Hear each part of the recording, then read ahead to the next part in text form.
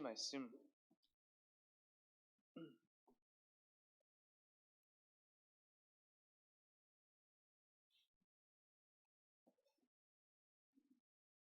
다 찾으신 줄 믿고 우리 한 절씩 교독하고 마지막 10절을 함께 읽겠습니다. 제가 먼저 읽겠습니다. 누구든지 다른 교훈을 하며 바른 말 곧 우리 주 예수 그리스도의 말씀과 경건에 관한 교훈을 따르지 아니하면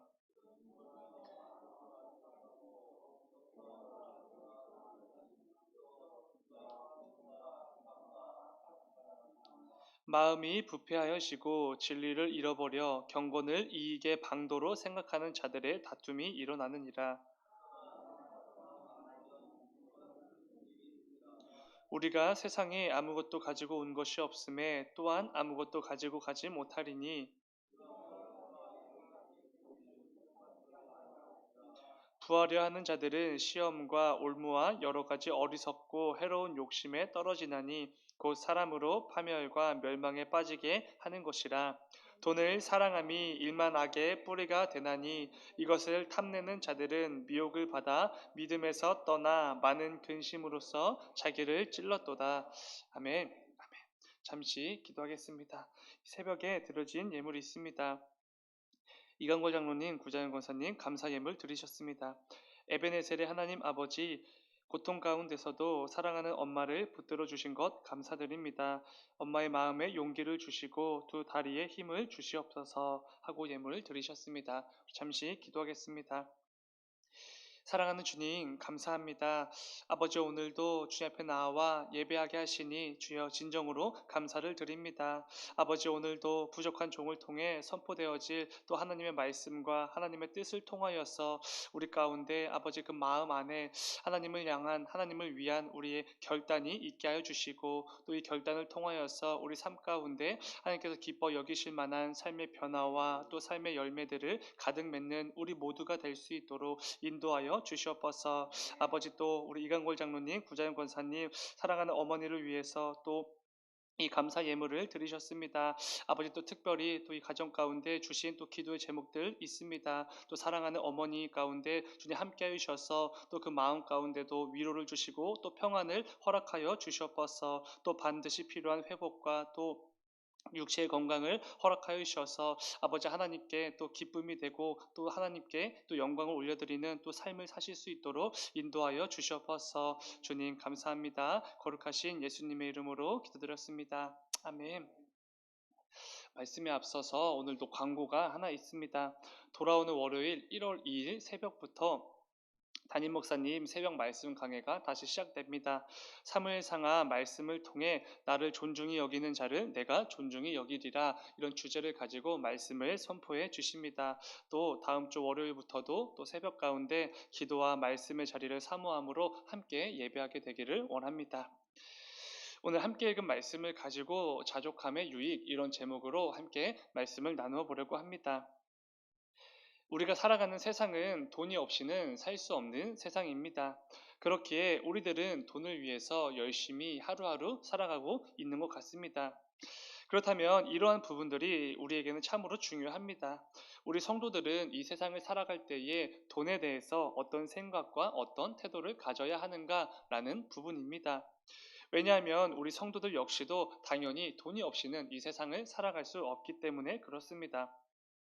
그렇기에 우리에게 중요한 것은 하나님께서는 성경 말씀을 통해 우리에게 돈에 대해서 뭐라고 말씀해 주시는가, 이 부분이 좀 중요할 것입니다. 오늘은 말씀을 통해 우리 성도들이 특별히 이 물질, 금전적인 부분에 대해서 어떤 태도, 어떤 생각을 가져야 되는지 함께 나누어 보도록 하겠습니다. 오늘 함께 읽은 말씀은 바울이 자신의 영적 아들인 디모데에게 거짓 교사들을 경계하라고 그런 내용이 담긴 말씀입니다. 본문 3절은 이렇게 시작합니다. 누구든지 다른 교훈을 하며 바른 말 곧 우리 주 예수 그리스도의 말씀과 경건에 관한 교훈을 따르지 아니하면, 이렇게 시작이 됩니다. 그러니까 거짓 교리와 가르침을 전하면서 예수님께서 가르쳐 주신 그 말씀들, 그리고 해주신 그 말씀들의 경건의 교훈들을 따르지 아니하는 사람들, 이렇게 시작을 하고 있는 것입니다. 한마디로 거짓 교사들에 대해서 경고의 메시지를 던지는 것입니다. 그런데 이어지는 4절과 5절에서는 그 거짓 교사들의 특징에 대해서 이렇게 말하는 것을 보게 됩니다. 4절과 5절입니다. 그는 교만하여 아무것도 알지 못하고 변론과 언쟁을 좋아하는 자니 이로써 투기와 분쟁과 비방과 악한 생각이 나며 마음이 부패해지고 진리를 잃어버려 경건을 이익의 방도로 생각하는 자들의 다툼이 일어나느니라. 아멘. 그들은 교만하고 변론과 언쟁을 좋아하고 투기와 분쟁과 비방과 악한 생각을 하며 마음이 부패하고 진리를 잃어버렸다고 말합니다. 그리고 결정적으로 마지막으로 이 경건을 이익의 방도로 생각한다 이렇게 말을 합니다.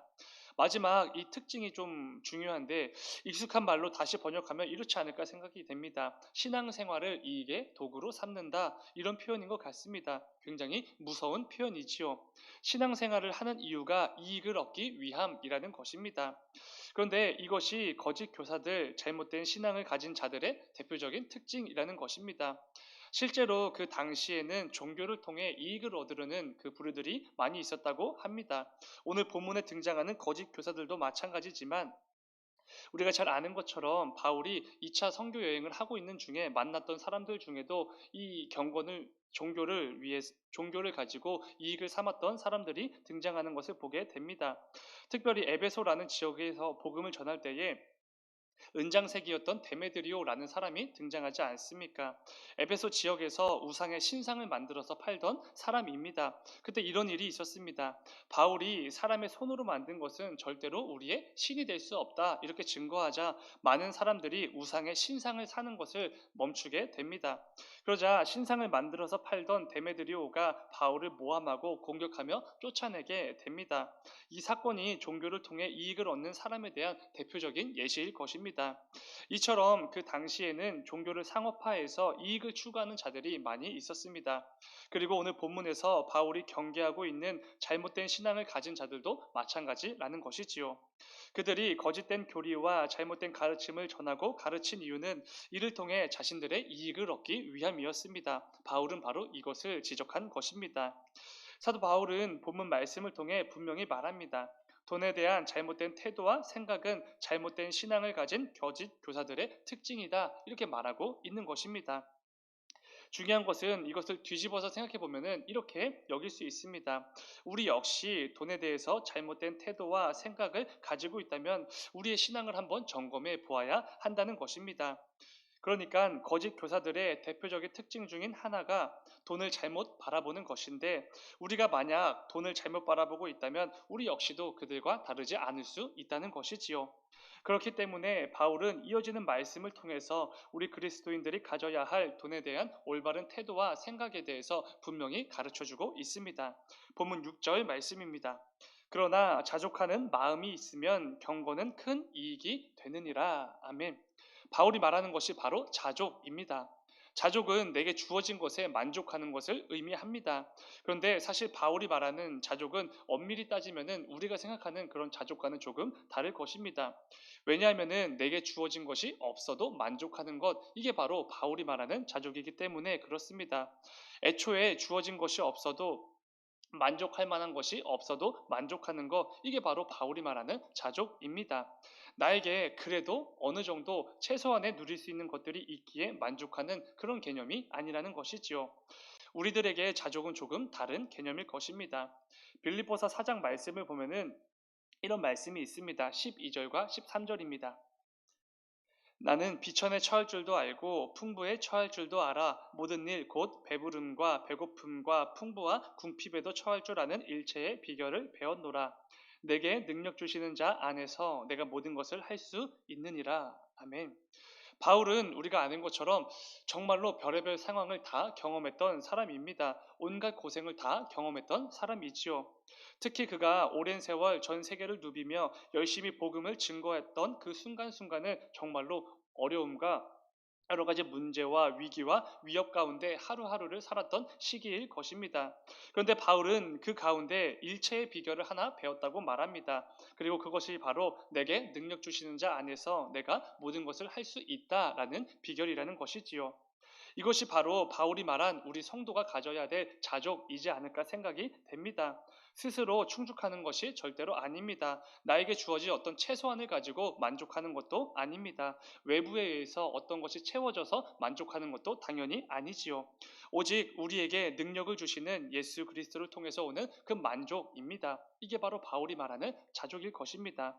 비천에 처해지든지 풍부에 처해지든지 배가 부르든지 고프든지 궁핍하든지 이런 게 중요한 게 아니지요. 어떤 상황에서도 우리 주님께서 주시는 그 능력을 힘입어서 하루하루 살아가는 거, 이게 바로 성도의 자족입니다. 거짓 교사들의 잘못을 굳이 따지면 이런 것입니다.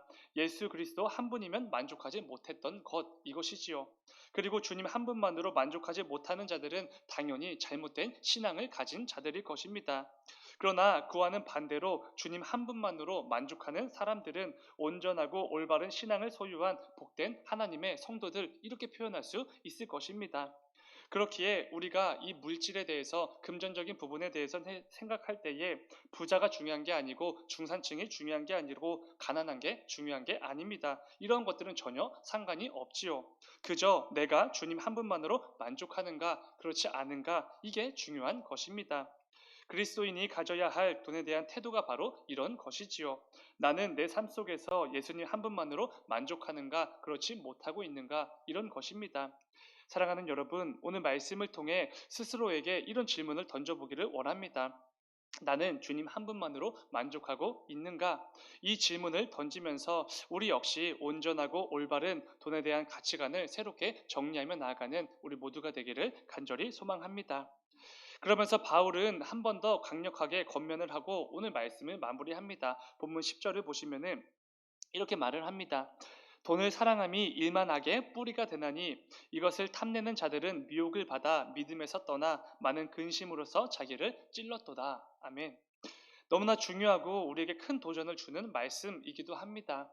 우리가 돈을 사랑하는 것이 우리 인간들이 짓는 모든 악의 뿌리, 그 근원이 된다, 이렇게 말을 하고 있습니다. 생각해보면 정말로 그런 것 같습니다. 이 세상에서 일어나는 크고 작은 범죄들은 대부분이 다 돈이 문제입니다. 차마 입에 담을 수 없을 정도로 끔찍한 폐륜의 그 범죄들도 대부분 돈이 문제입니다. 안 그래도 살면 살수록 죄만 더해가는 우리 악한 죄인들인데, 그 죄인들이 돈까지 사랑한다면 얼마나 더 악하고 비참한 모습으로 살아갈 수밖에 없겠습니까? 이것은 하나님께서 원하시는 모습이 당연히 아닐 것입니다. 그리고 가장 중요한 것이 돈을 사랑하는 사람들은 믿음을 저버리고 떠난다, 이렇게 말씀합니다. 그러니까 이 돈이 우리의 믿음을 갉아먹게 되는 것이고 우리를 믿음에서 떠나게 한다, 이렇게 말을 하는 것입니다. 여러분, 마태복음 19장을 보면은 우리가 잘 아는 사건이 등장합니다. 예수님과 부자 청년의 그 대화의 내용이지요. 예수님의 제자가 되어 예수님을 위해 크게 쓰임 받을 만한 한 청년이 있었습니다. 그런데 그 청년은 결국 자신에게 있었던 그 물질 때문에 근심에 빠져 예수님 곁을 떠나가게 됩니다. 예수님의 말씀에 순종하는 것보다 자신에게 있는 많은 물질들을 더 사랑했던 것이지요. 그런데 이것은 단순히 우리 주님께서 부자들에게만 주셨던 말씀이 당연히 아닙니다. 그저 돈이 최고의 가치이자 삶의 유일한 기준으로 삼는 모든 사람들에게 하셨던 말씀이지요. 다시 말해 돈에 대해서 잘못된 태도와 생각을 가진 우리 모두에게 해 주셨던 말씀이라는 것입니다. 돈에 대해 잘못된 생각을 가진 사람들과 또 돈을 사랑하는 자들은 믿음을 떠날 수밖에 없기 때문에 그렇습니다. 돈을 너무나 사랑하게 되면은 우리가 이 믿음을 지켜내는 게 결코 쉽지 않기 때문입니다. 결정적으로 우리 주님께서는 이렇게 말씀해 주신 적도 있습니다. 마태복음 6장 24절입니다. 한 사람이 두 주인을 섬기지 못할 것이니 혹 이를 미워하고 저를 사랑하거나 혹 이를 중히 여기고 저를 경히 여김이라. 너희가 하나님과 재물을 경하여 섬기지 못하리라. 이렇게 말씀해 주셨습니다. 돈을 사랑하는 것은 당연히 우상 숭배일 것입니다. 그리고 그것은 하나님을 덜 귀하게 여기는 것이고 하나님을 가볍게 여기게 되는 것입니다. 절대로 하나님과 재물을 겸하여 섬길 수 없기 때문에 그렇지요. 그렇기에 오늘 말씀을 통해 바울이 말했던 예수 그리스도를 통한 자족이 우리에게는 꼭 필요한 것입니다. 돈을 최고의 가치로 여기는 이 세상에서, 그리고 돈을 통해 모든 만족을 취하려는 이 세상에서 우리만이라도 오직 예수님 한 분만을 통해서 만족하며 살아가는 것, 이러한 자족이 꼭 필요하다는 것입니다. 오늘 본문 8절은 이렇게 말합니다. 우리가 먹을 것과 입을 것이 있은즉 족한 줄로 알 것이니라. 아멘. 이것은 당연히 자족에 대해서 말하는 것인데, 여러분, 먹을 것과 입을 것이 있으면 만족하라고 말하는데 우리에게 먹을 것과 입을 것을 주시는 분이 누구십니까? 당연히 하나님이십니다. 그렇기에 우리는 하나님께서 내게 주신 것에 만족하며 나는 주님 한 분만으로 만족하겠습니다, 이런 고백을 할 수 있어야 하는 것이지요. 그리고 아까 읽었던 마태복음 6장 24절에서 말씀하신 그 예수님께서 이어서도 이렇게 말씀해 주셨습니다. 25절입니다. 그러므로 내가 너희에게 이르노니 목숨을 위하여 무엇을 먹을까 무엇을 마실까 몸을 위하여 무엇을 입을까 염려하지 말라. 목숨이 음식보다 중하지 아니하며 몸이 의복보다 중하지 아니하냐. 이렇게 주님께서 말씀해 주셨습니다. 우리가 무엇을 먹을까 무엇을 마실까 무엇을 입을까 염려하지 않아도 되는 이유가 무엇입니까? 우리에게는 영원한 생명을 주시는 우리의 주님이 계시기 때문에 그렇습니다. 사랑하는 여러분, 오늘 말씀을 붙들고 이 세상을 살아갈 때에 세상이 탐하는 돈을 똑같이 탐하지 마시고 세상이 사랑하는 돈을 똑같이 사랑하지 마시길 바랍니다. 오직 예수님 한 분만으로 만족한다고 고백하는 우리 모두가 되기를 소망합니다.